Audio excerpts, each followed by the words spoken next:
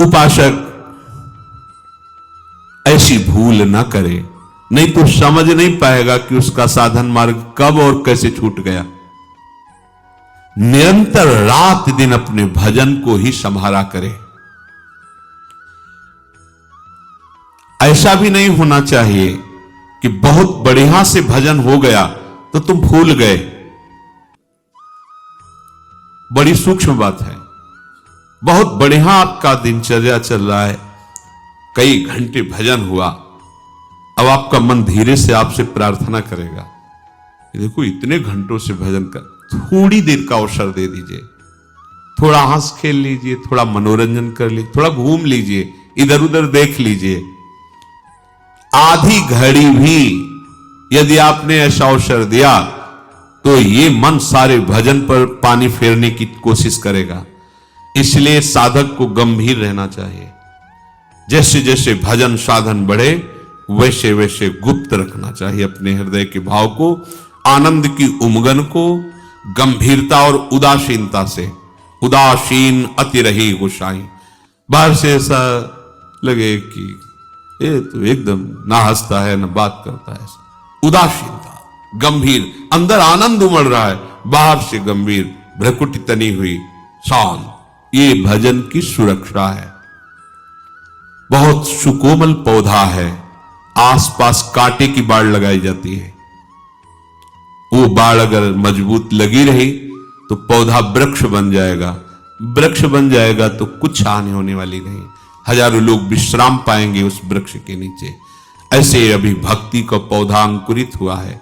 माया रूपी बकरी अगर चर गई तो अंकुरण नहीं हो पाएगा। तो हमें बाड़ लगानी, गंभीरता, उदासीनता, स्वभाव दूर से ऐसा लगे कि बात करने का मतलब है ये कड़वा बोलेगा, ऐसा लगना चाहिए।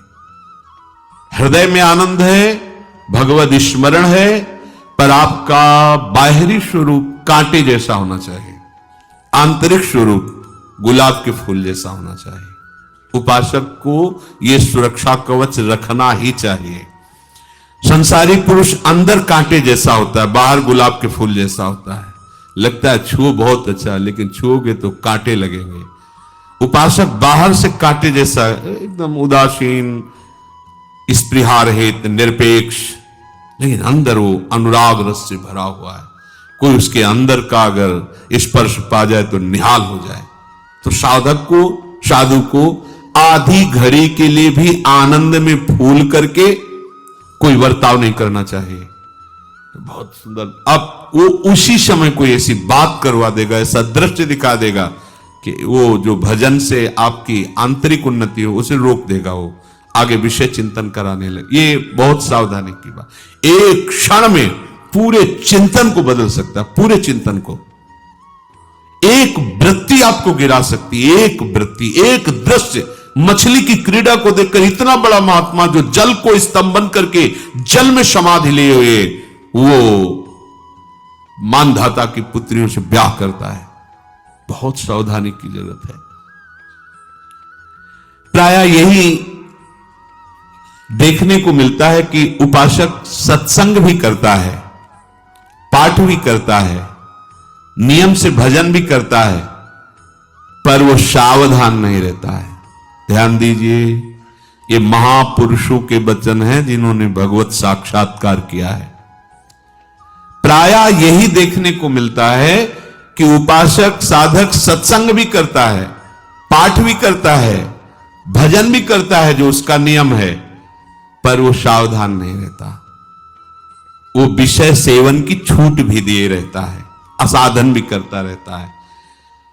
जितना भजन के लिए सावधानी चाहिए वो सावधान नहीं रहता। वो बात तो नहीं समझ पाया, वो विषय सेवन में गिर जाता है। इससे क्या होता है, भजन का संस्कार उसको ऊपर नहीं उठा पाता है, वो उसी धरा पे बना रहता है। अब वो रात दिन ये सब करने पर भी बहुत काल तक उसको कोई दिव्य अनुभूति नहीं होती, तो फिर वो निराश होते कि 20 वर्ष हो गए, सब कोई दिव्यता तो आई नहीं। कोई दिव्यता के चलने में गैया तुझे और दोष दैव का दे। असाधन कर रहे हो तो साधन कैसे तुम्हारे समझ में आवे? ये भागवतिक साधन है, तभी समझ में आएगा जब सर्वतो भावेन एक रस में आ जाओगे। भजन महल से निक्षत नाही, रात दिन भजन में कामना ममता वासना सब जलकर भस्म हो गई, आनंद की बाढ़ आ जाएगी। पर आप क्या करते हैं? साधन भी करते हैं और असाधन भी करते हैं। असाधन छोड़ना होगा। कई बार बताया है, आप कोई ऐसी चेष्टा मत करो जो असाधन है। जानते हो आप ऐसी चेष्टाएं करते हुए, अगर हमारी बात को याद रखना, यौवन अवस्था में आप अपने को नहीं संभाल पाए तो वृद्धावस्था की आस छोड़ दो कि आप भजन कर लोगे और संयम में रह लोगे। ये बात याद रखना। अगर यौवन अवस्था में आप अपने को संभाल ले गए तो तुम्हें कोई भ्रष्ट नहीं कर सकता। ये बिल्कुल अनुभूत विषय है। जीवन भर साधक बन करके रहो, सिद्ध बनने की चेष्टा मत करो, अवतार बनने की चेष्टा मत करो। अपने को हे तीन भाव से देखो, निकल जाओगे भव समुद्र से। अगर इस अवस्था में आपने अपने को संयम में नहीं रखा, बिल्कुल आप संयम में, बहुत अनुभूत विषय है, बहुत से दृश्य हमने देखे, बहुत से। यदि यौवन अवस्था में आप संयमी नहीं बन पाए तो भूल जाना कि बूढ़े अवस्था में आप ठीक हो जाओगे। नहीं, आज इसी क्षण इन असत क्रियाओं पर आप शासन कीजिए। ये आप जो ढिलाई कर देते हैं, ये आपके लिए बहुत घातक होगा। निकल आए हैं फिर भी आप सकिल कर वहीं जा रहे हैं। प्रातः काल से लेकर के शयन तक